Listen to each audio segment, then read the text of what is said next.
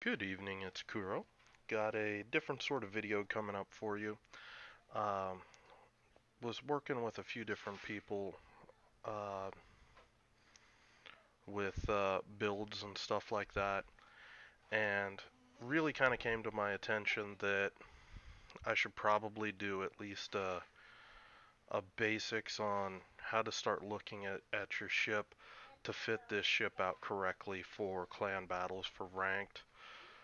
Predominantly, I look at things from a competitive standpoint, so usually my builds are more tailored towards that end than just, random damage farming. So that's what I'm going to do today. And right now, I've got all the tier 8 DDs pulled up here, or at least all the ones that I think are viable, and we're going to get into them. So, gonna no particular order, not from, strongest to weakest or anything. I'm just going to go through these things as I had them pulled up and address, each particular one. You're all right, guys. Uh, so, Loyang. It's obviously a Benson derivative. Uh, Really, the things with Loyang that stand out. Obviously, the hydro. That's the only reason you're bringing a Loyang. Simply being Benson has harder hitting torpedoes. Benson also has the option of a fifth gun, and Benson also will have more HP than a Loyang. So, starting out, I've put on a lot of these DDs just the basic 10-point captain skill, so you can see how I level these captains up. And this is particularly important with Loyang. Actually, not as important anymore because it used to be Loyang was a one-off where she didn't have a line supporting her. Uh, so,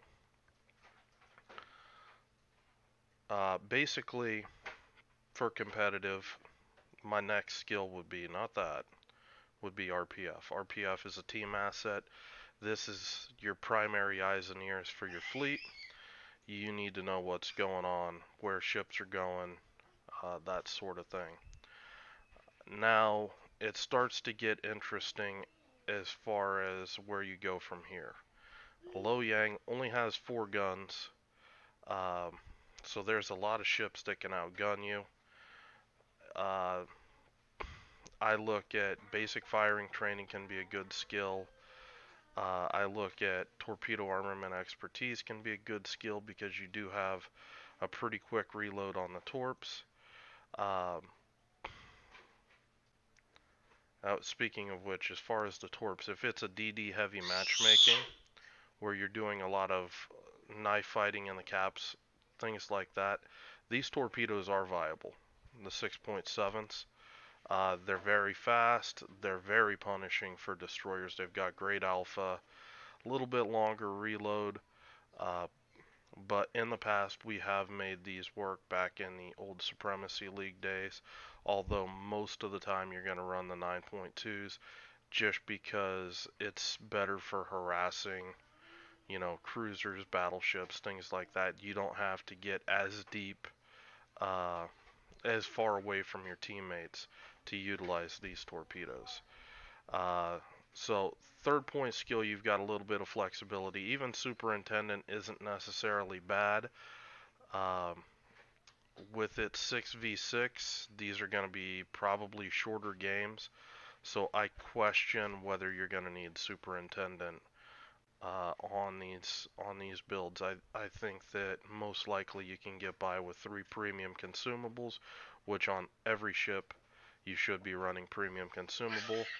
Uh, the theory being the increase in performance, the faster cooldown on smoke, faster cooldown on your hydro, torpedo reload, whatever it is, will let you basically earn more credits than the cost of the consumables. And pretty much that holds pretty true for in my experience for how at least how I play these ships. So for this ship, I typically would do something like this.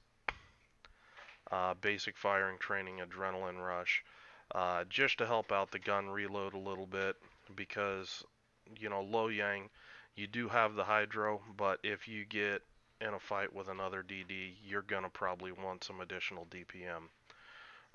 But as I was saying, torpedo armament expertise is fine. Even coming over here and doing jack of all trades for a quicker cooldown on your hydro and smoke, that's good as well. So there's a lot of different play styles. If you're gonna hunt a DD, do this. If you're playing more team support, go jack of all trades and probably torpedo armament expertise, and that'll give you a pretty good idea of that'll give you a pretty good feel for things. Gonna hop up to the next ship, Kid. Kid's obviously gonna be popular. It's doesn't have a lot of torpedo power, but at this tier, it's one of the ships it's a cockroach. So looking at the Kid, it's a DD. You're gonna want RPF on it.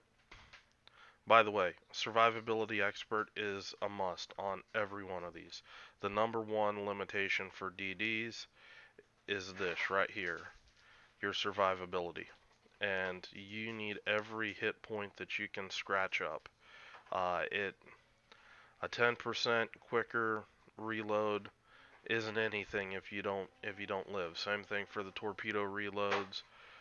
You got to live long enough to be able to use that extra consumable, so always survivability. I mean that's even more of a rule than Last Stand. That should tell you how hard I am on that skill. So Kid, you know, you can look at it and go max survivability with the fourth repair party, fourth smoke, fourth speed boost, uh, basic firing training.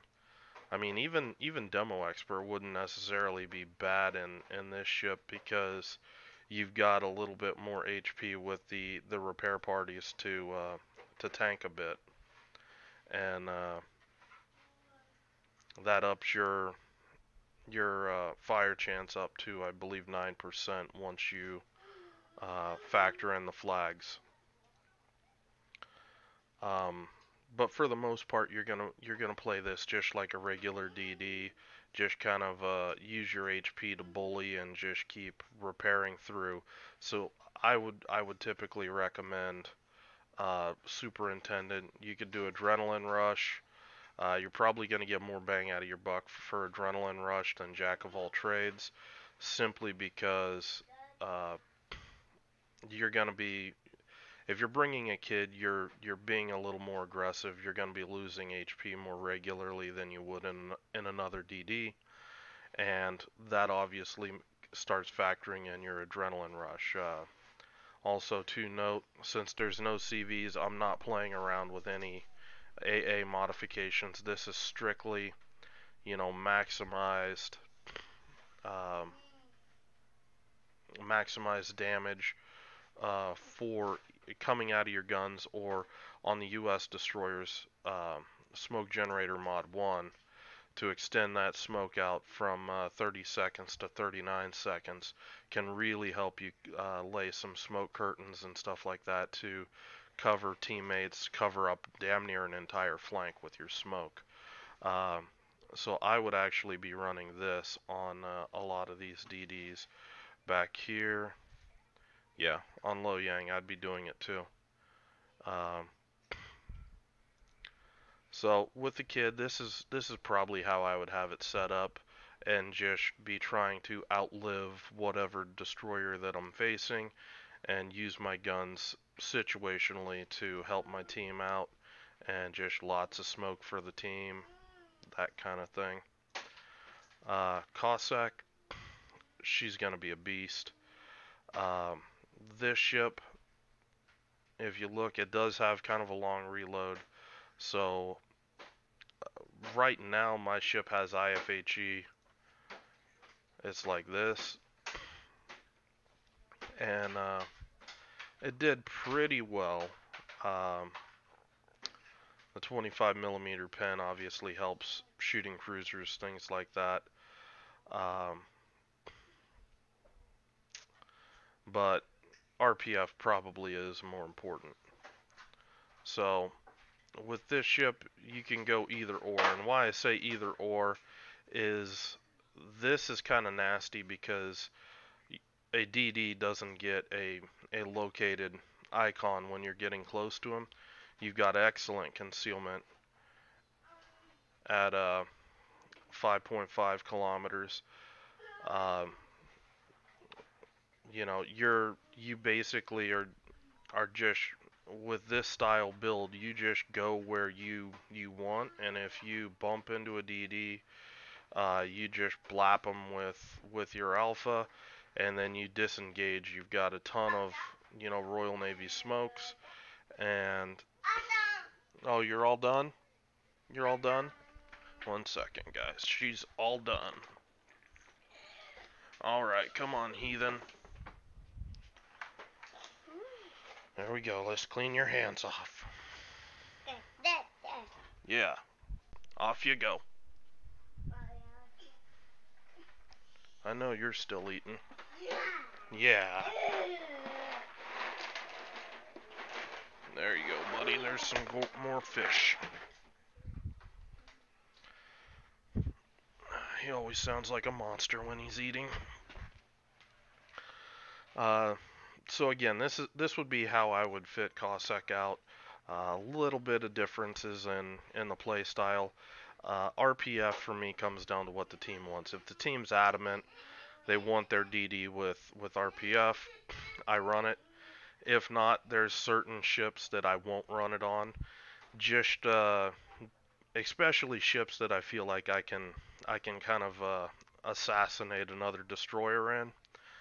I will drop RPF for something else and run the ship that way, and just make it a little harder for the enemy DD to try to figure out where I'm at so I can punish them.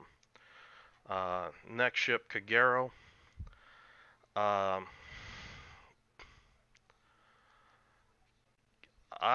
personally really like Kagero. I think that most people would have a hard time playing her. In competitive, you always want smoke, not torpedo reload. Now, if you were running double DD, I could see running torpedo reload.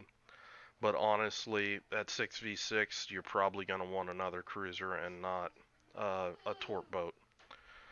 You're going to need firepower, and you would need somebody that's very reliable with their torpedoes to be able to offset the firepower loss going double DD with a torpedo reload boat. So the build here, I would with smoke I would keep this. If for some reason that I was running torpedo reload, I would go back to the stock gunfire control system to drop the range down to 8.5 kilometers.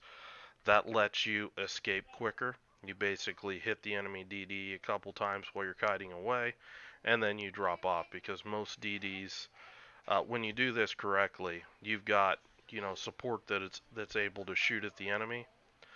So they're not really looking to keep rushing you. And what ends up happening, you get a couple quick shots in, you get to use this big alpha that Wargaming put back on these guns. You land 2, maybe 3 volleys, and you're already disengaged. And the idea being, the engagement was so quick, the higher DPM boats didn't have a chance to outdamage you. So you end up, typically when you're using this ship, you have to have a good aim. And when you shoot at a DD, you're going to be knocking, 25-30% of HP off that ship each volley. That's when Kagero is effective for you. Going over the build again, I would probably run smoke just for the team utility. It's not random battle where I would run torpedo reload just to farm damage. Uh, so again, there's a discrepancy there with the difference between what I'll run in random and what I'll run in competitive. RPF always run RPF on these ships. They're excellent scouts, but the slow turrets, RPF will tell you where to keep your guns aimed, and that will also keep you from needing to take expert marksman. And you can go torpedo armament expertise uh, because you have some of the best torpedoes in the tier. Um, Typically, that's going to be your impact in the game is did you land torpedoes or not? You can go adrenaline rush. Some people would go expert marksman. Um, all depends on, you know, what you feel, what your comfort level is with the turret traverse. Hey, you're all right. Are you all done? Are you all done? Okay, come here, heathen. I hear you still munching on goldfish. Yeah. Alright, off you go. Back to Lilo and Stitch. Alright. And back I am. So, kind of the different ideas for Kagero here. I don't really see the benefit of Superintendent. I don't usually smoke up that much. Um, so, you know, typically don't go here. Basic firing training can be good um, for, more aggressive play styles. I would consider it, but honestly, I think that reducing the torpedoes would be a little better for most people playing this in a competitive environment.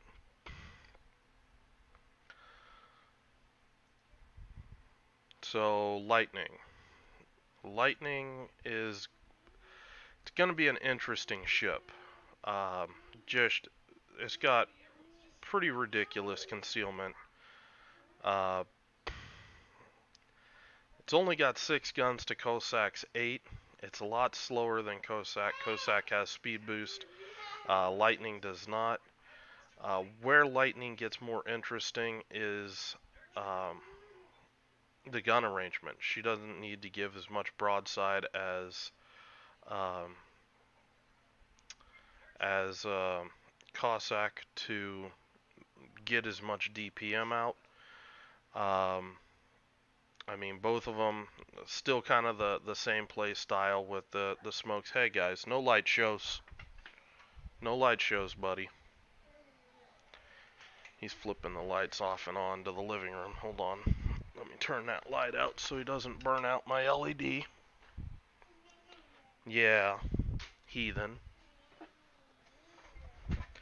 He's always causing trouble.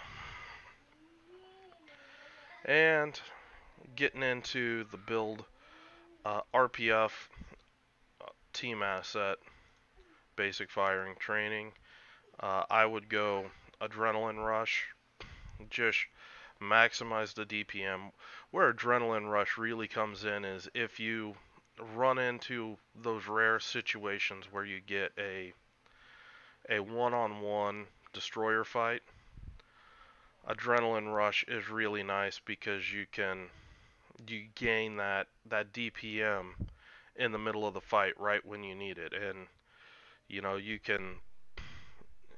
that alone can turn the fight if somebody doesn't have adrenaline rush. Um, so if when push comes to shove, adrenaline rush is kind of that extra bit of insurance to help you in that situation. Um, I wouldn't go torpedo armament expertise. Your torpedoes are pretty situational, 8 kilometers. Um, they do reload fairly fast, so you can be spamming them in caps. Um, they do have pretty good concealment. decently fast. So they are a concern for destroyers that are trying to cap. They do single launch, so you can do all sorts of uh, funny torpedo plays with bow-on cruisers or battleships, things like that. Once you get the path clear for you, the thing to worry about this ship is the speed. The number one way that this ship gets caught is if it gets caught by a flank that's pushing fast. Uh, Simply put, if you get caught by radar, you're dodging, gunfire, things like that. If those radar ships are smart, they're just sailing straight at you. They're using just their front guns. You're gonna have no, no. Do you want open? Do you want open? There you go. Oy. Uh, so if they're sailing right at you, they're not losing speed, turning or dodging or anything like that, where you will be losing speed. So that's a real concern with Lightning, and that's one of the reasons why I like Cossack overall more than Lightning, even though Lightning has some stuff going for um, the ability for Cossack to mount the engine boost is very strong, and it's for this ship because you see they're the same top speed, 36 knots. Um, so that's a big plus for Cossack. You save that speed boost and you can use it to get away if you need to. Um, Benson, the good old workhorse. I don't know how many hundreds of competitive games I have in this ship, but it's a lot. Right here, I've got this ship set up. This was one of the things that actually convinced me to make this video because there's been changes to Benson over the years, and one of them being B-hole and C-hole's rudder shift time. The 2.7 seconds used to only be on the C-hole Benson, and you actually had like a 3 to 4 second rudder shift with the B-hole, but you picked up an extra gun on yeah, see 5.1 4.1. The idea behind C-hole Benson, obviously you were able to pick up defensive fire, um, which back in the old days of RTS CVs, that was huge. I mean, that's one of the reasons why Benson was one of the only destroyers you ever saw in like King of the Sea, Supremacy League, um, any type of CV competitive battles. It was probably Benson's that you saw. Occasionally you would see Low Yanks, but they'd be so, up a cruiser's butt, it wasn't even funny to keep it from being caught out and cross dropped. These days with the action CVs, um, it's not nearly that bad. But for some reason they decided that they were just going to straight buff the B-hole and keep the rudder shift. And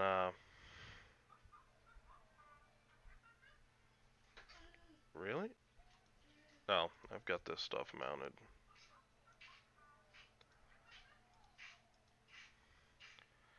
Curious what the stock. Yeah, I think you got a little bit of rudder shift with B-hole, but it wasn't the full 2.7 seconds. 2.7 was definitely the C-hole. But anyway, I'm talking too much about the history of Benson. The important thing to note is that there's no longer a rudder penalty for bringing the fifth gun. So go on ahead and bring it. There's no CVs in the match or in the matchmaking, and honestly, defensive fire, in my opinion, is less important than the fifth gun. So even if there were CVs with how sneaky destroyers are these days. 2.33 kilometer concealment from the air. I would just run B-hole and just be done with it. Uh, but now I'm just gonna drop the CV talk. Um, everything here is basically how I would run this ship for competitive. Captain wise, you've got a lot of different options here. Again, if the team is saying you need radio location, usually with U.S. destroyers you are running it. Um, you can run basic firing training. That's fairly solid. I would actually probably run this simply because you do have a little bit longer uh, torpedo reload, and 6v6, again, you probably don't need superintendent, and being able to reduce that torpedo reload from 122 down to 109 is pretty solid. Um, that will still leave you with a decent amount of DPM to fight other destroyers with the fifth gun. And again, this is one of the advantages Benson has over Lo Yang. Yes, Lo Yang's got the hydro, but Benson has the extra gun plus the extra HP, 18,200 to 17,400. So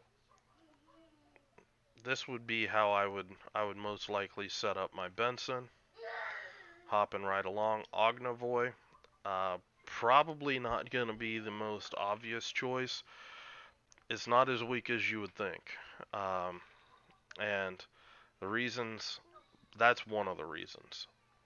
Um, the other reason is, I mean, you think about how Grozavoy played in clan battles.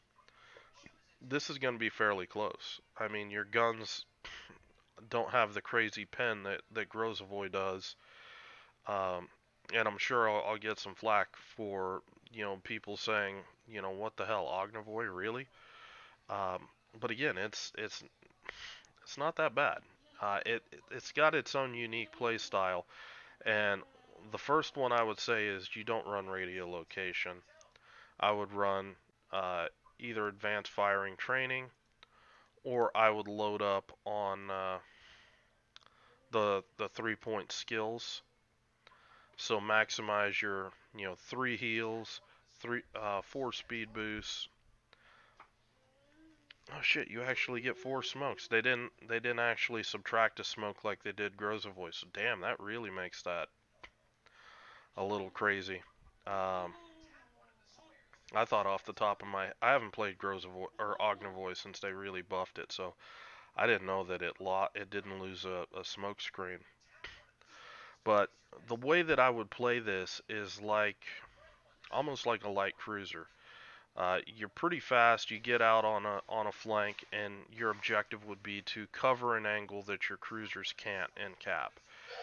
You let your radar cruisers push up to the cap, and you basically it's the waiting game. Let that enemy DD, step on the cap, and then you're just going to smoke up outside of enemy radar range and blast the DD. AFT probably isn't needed. Um, theoretically the only radar ship that could catch you is Chapiev, but Chapiev can't mount the radar duration module. Only 9s and 10s can. So you're only looking at 16 seconds of radar, which is far, far less firepower than you faced against Moskva and those types of ships. Um, so I would probably fit my Ognavoy out here and just play this just kind of like a roaming, gunboat. Cover the caps, let the radar do the scouting for you. Uh, Once you've beat up the enemy DD a bit, you can move into cap when it's open. Um, you wait till your cruisers are, got somebody, locked in a gunfight, And I mean, you've got 10% fire chance here, actually 11 with the flags. Your AP still is pretty solid. So, you know, smoking up on the broadside of ships. Hey, hey, hey. It's alright. It's not the end of the world. Her tablet's dying. It's probably going to get noisy here. Torpedo-wise, basically 10-kilometer torps. They reload really quick. They've got pretty good alpha. They're sneaky little shits. I mean, 7.6 seconds for the reaction time. They're very sneaky. These things, you're going to hit DDs with these things. So again, I don't think that this ship is nearly as bad as what people are probably as what people probably think. But that's just me. Am I gonna run Ognivoy? Probably not. But I do consider the ship viable, and I do see a way that it could be used effectively. Akizuki, you're gonna see a ton of these. If you're running a double DD comp, one of the destroyers is probably going to be an Akizuki. Other comps that you might see occasionally is 2 or 3 Akizukis with a scouting DD and a radar cruiser and battleship. I've got a video of one of the better clans on the NA server where we faced them, and these things, it's no joke the amount of DPM they're pumping out. Build wise for these, you have to have a 19-point captain. Have to. There's no ifs, ands, or buts. It's just too important. This is probably the most important thing for the ship. They really got the snot beat out of them with when they improved the pen on the Japanese 100 millimeters. They blew the turning circle out, the rudder shift, almost 6 seconds. It really feels like you're driving, a cruiser. This engine boost mod, it helps. You go to a 3-minute length of your engine boost, which you multiply by 3 for your consumables. You basically have picked up that 4th speed boost as if you were running Superintendent, and you didn't need to wait as long to get to that same amount of duration for your engine boost. I tend to use my engine boost when I smoke up. No, buddy. You can't get into the box of cereal. That's a no-go.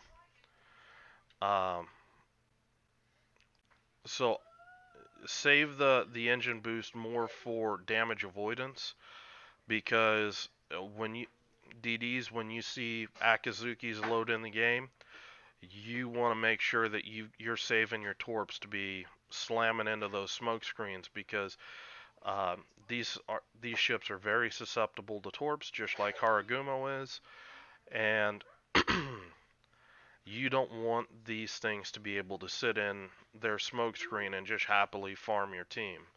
So,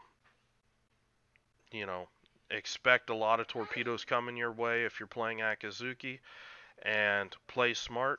Make sure you've got your engine boost. I am running propulsion mod just to help it get up and going when it's smoked up, just because it is a tank. Build wise, I could even see Vigilance being viable. I typically went with I usually go with more the max damage. I do prefer, basic fire and training would be viable as well. It basically gets you down to a 2.7 second reload. Honestly, these things eat DDs fast enough that I went demo expert just to put more pressure on the battleship, the cruiser, things like that. Burn down the big ships, and you can just shove the destroyers out of the way with the rest of your team. So that would be roughly how I would set this up. If you're having issues with You know, lots of destroyers, lots of torpedo spam. Don't hesitate. Just get vigilance, and you know it'll help save your bacon. It's better for you to lose a little bit on damage and stay alive by not eating a torpedo um, than it is, you know, trying to play risky. And if you eat the torpedo, you're pretty much crippled for the game, unless it's a Kagero torp that hits you amidship, and then you're probably sunk. Z-23, I don't think she's competitive. This is a ship that's on my list of ships that need a buff. The torpedoes are great. She's probably one of the best torpedo boats at the tier. The problem is her concealment. Even her hydro, Low Yang, I mean, 5.5 kilometer hydro, you know, with torpedoes that almost have as much range, you know, they reload 8 seconds slower. It's, you know, it's a little frustrating with this ship that I mean, 6.2 kilometer concealment. You're outspotted by things like Kitakaze, or you're bumping into Haragumo at 6.2 with no warning, and it's, you know, yes, those are higher tier destroyers, but the discrepancy in firepower between a Haragumo and a Z-23 is such that there's no way that this concealment should be 6 kilometers. Actually, what I would consider, because people are kind of used to, um, this is just for wargaming if they watch this video. Uh, Destroyer players are getting used to um, the smoke hydro combo, and there's not a lot of offensive hydros in the mid and I would say the mid tiers. Everything is mostly a defensive hydro. Even these German smokes at 5 kilometers, it gets rough trying to use that offensively in most cases. I would like to see these things drop down to, you know, uh, like 6.1 kilometer concealment with a 6 kilometer hydro. And really, really isolate the fact that these ships should be using their smoke and hydro tools together, and give them a clear advantage using, it's a German DD, it has the best, you know, offensive hydro in the game. And at 6 kilometers, I don't think that that's game breaking. The firepower difference between a Z-23, Z-46, and Z-52, I think, is perfectly in line with the tiers. Um, so personally, I think that this would be a really nice way to handle, um, you know, buffing this ship without making it overpowered, and also at the same time not nerfing um, what they've got going on with Low Yang. Um, so if I were to run this ship and had to run it, um, I would play it like, see, basic fire. You're most likely going to run the 150s. Um, I know some people don't like them, but the 150s, uh, I feel are the most viable, and the reason for it is the fire chance. You've got great torpedoes, you've got good fire chance, you've got, you know, a good chunk of HP. Use all of that together to help put pressure on the larger ships, but the battleship in particular, if you can isolate them. So I would do a build something like, um, you want Adrenaline Rush because basic firing training won't buff the 150s. Um, you can come in and do something like this.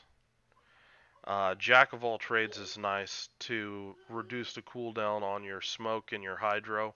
It just makes the ship run at a faster tempo. That's one of the reasons why I like Jack of all trades, and it's one of the reasons why I took the effort and ground out the Jutland captains for the DDs so I could have the improved Jack of all trades just to speed these things up when it comes to I mean, you look at the difference here with the smoke screen, the reload time 160 seconds, 144. It's the same thing with Hydro. It's basically a 2-minute cooldown goes to 108 seconds. So you can really see how that build helps. Plus you get the consumable flag, which is another 10% off that, and it really speeds these ships up. So anyway, I don't think Z23 is viable. If it's the only thing you have and you're gonna play her, uh, play it like a torpedo boat. Um, you're gonna want to be focusing on making sure you're getting good torpedo angles. Again, I'm not gonna run RPF because I do have the Hydro, and I'm not gonna hang out in radar range. So if I spot an enemy DD and he's pushing me, I'm just going to try to smoke Hydro him and go from there. Gonna keep right on moving. Xin Yang, um, eh, it's personally I say no, but you know it's one of those things. I would rather have a Benson or a Lo Yang. Um, the issue is the radar. You only get 14 seconds for your team to shoot at whatever you're spotting. For a lot of these cruisers, they only get to shoot once at whatever you're spotting. And, whatever you've spotted has 6 seconds to start dodging before they can open up. So it's not a lot of damage going back out on those destroyers. So that's one of the fundamental reasons why I think that Xin Yang is kind of gotten crushed by the radar delay that they implemented. Yeah, do you want up here? You gonna help me? Why do I think you're not actually gonna help me? But obviously, if you're running Xin Yang, you're probably running radar. I don't see. Come on, buddy. I don't see much use in bringing the ship unless you're planning on some, interesting smoke plays or something like that. Um, you'd have to basically be paired up with. No, you need to stop screaming. You need to stop screaming. Mommy's sleeping. So for this ship, again, it's penalized. It can't run the extended radar duration because it's a tier 8, not a 9 or 10. Ooh, easy, buddy. Easy. Hey. You're alright. Yes.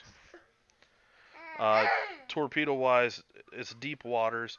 The ship can be effective if you're running into lots of teams with cruisers, because the deep waters are a little BS as far as reaction time. It's not quite as punishing as the Yu Yang, where it's fast and it has bullshit concealment. These are still 55 knots, but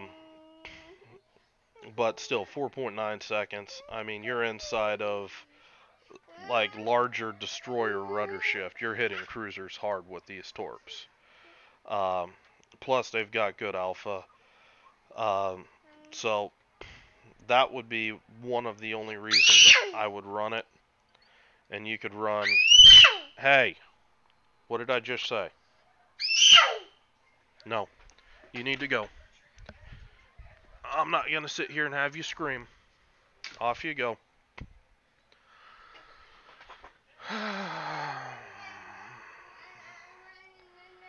Um, you could run jack of all trades if you're just running as a radar mode where you're not actually really looking to pick the fight. One of the things is you've only got the 4 guns.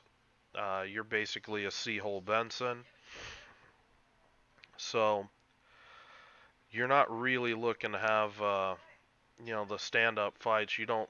If you're running radar, you obviously don't have the smoke. So I think that's why I would not run basic firing training. I would just be looking more to disengage from a destroyer fight, let my radar spot the destroyer, and let my team, wear the guy down where I can take him out easier later on in the battle.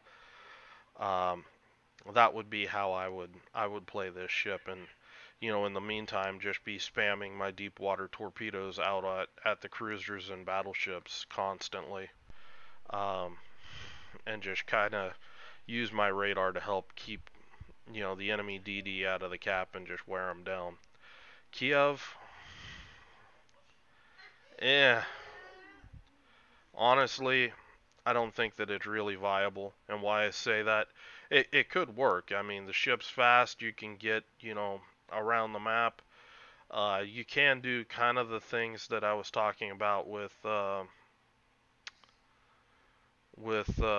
Ognivoy, particularly if you're running the concealment mod. Um, you basically set up outside of off to the side of a cap where you can shoot, you know, behind an island where the enemy DD's typically going to cap, and just be patient, wait for a destroyer to step on it, and let your radar cruiser do the spotting for you. That would help. Um, but I think that at the end of the day, I would rather have cruiser firepower, cruiser levels of hit points than something like this. I mean, to put it in perspective, would you rather have an Atago or a Kiev? Personally, I'd rather have the Atago. Um, I think that there's just better utility there. But Kiev, if you've got somebody that's really good in Russian destroyers, they understand the playstyle, they can make it work. I mean, if you want to be annoying as hell, you go with something like this. Your concealment's garbage, but you can speed juke. Your rudder shift is god level, plus 42.5 knots, not even factoring in a speed flag or engine boost. Uh, you can be a pain to hit. Plus, you've got um, the 3 repair parties. Uh, you can soak up a lot of firepower that otherwise would be thrown at your team um, with this sort of build. So just a couple different ways to play this. I mean, you could even play it kind of like a half-assed Grozavoy. Um, Something like this. And, 12 point, basically 12.25 kilometer gun range. And just play it like a Grozavoy. No blinds, buddy. Need to stay off the mini blinds. So,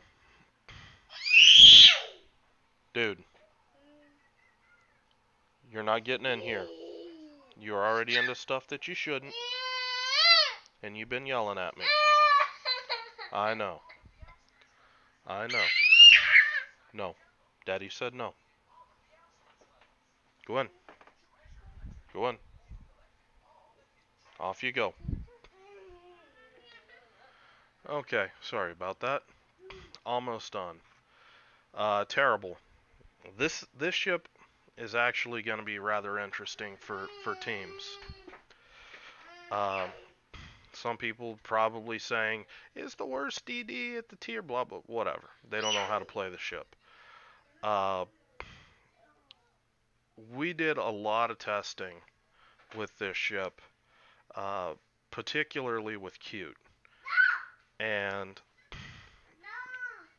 the amount of trolling you can do with this ship is pretty ridiculous. And it basically comes down to you're an airplane. I mean, you can set you can basically set plays up where this thing flies out there,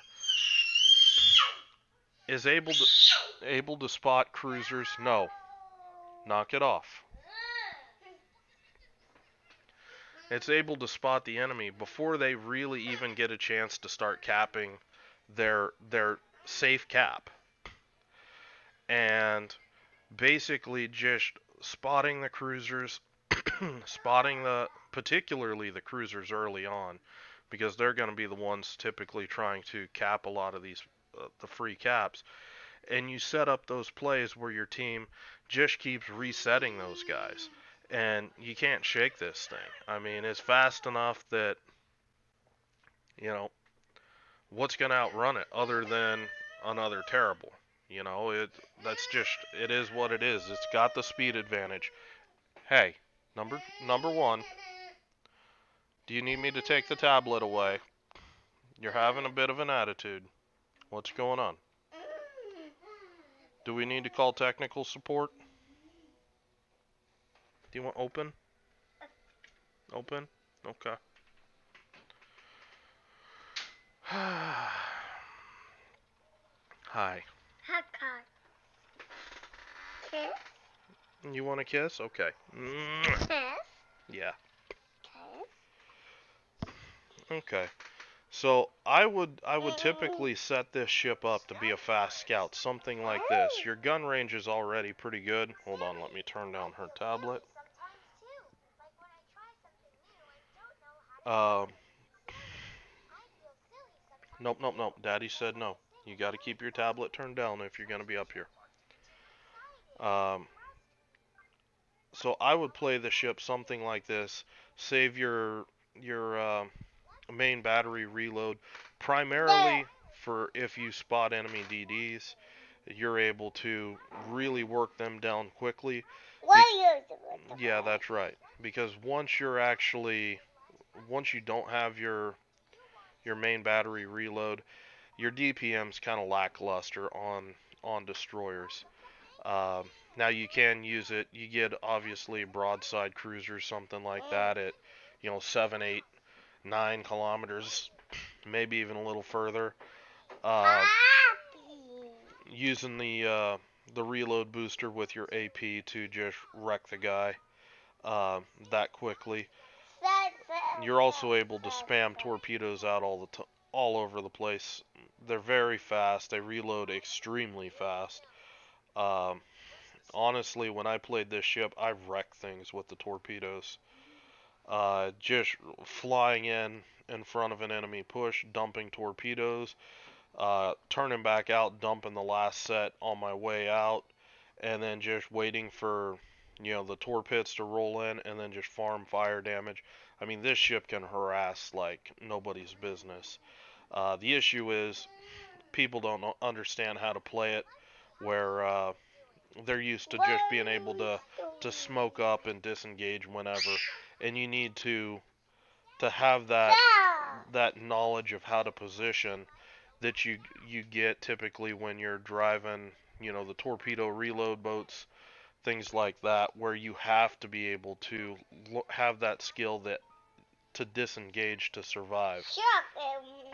Yeah. So this, I would not run this in a single DD comp, but in a double DD comp, it could be very viable. This ship, no go. Just the main issue is typically your torpedoes will only hit one target out there. I'm not even really going to discuss a build with it. It's just, frankly, it's not a serious contender. Hey, you're all right. Well, actually, since I've got it up, I basically would set it up something like this. But I would expect my clan to ban me immediately after having left the game.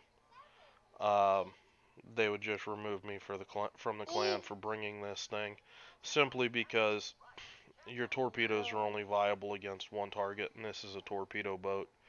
Um, I would run torpedo accelerator. Yeah, 10. Shh. A little quieter. A little quieter. Yeah, 11. Um, obviously, the torpedoes are going to be very punishing for a battleship, but its utility otherwise is pretty garbage. Um, at least from the competitive. Hey, calm down. At least from the competitive environment. I mean, only being able to use your primary weapon system against one ship out of 6, that's rough. So that is I want to say quick rundown on what I'm thinking with these builds. I know the dinosaurs were going nuts today, so hopefully this video is useful. If you have any questions or comments, leave them below. There's probably a couple oddball choices out there that people will have questions about with Ognavoy and Terrible. Uh, but yeah, that's what I feel will be viable. So again, questions or comments, leave them below. Just gonna cut this off now before the dinosaurs start howling again. Hope you guys are having a good night, and I will talk to you later.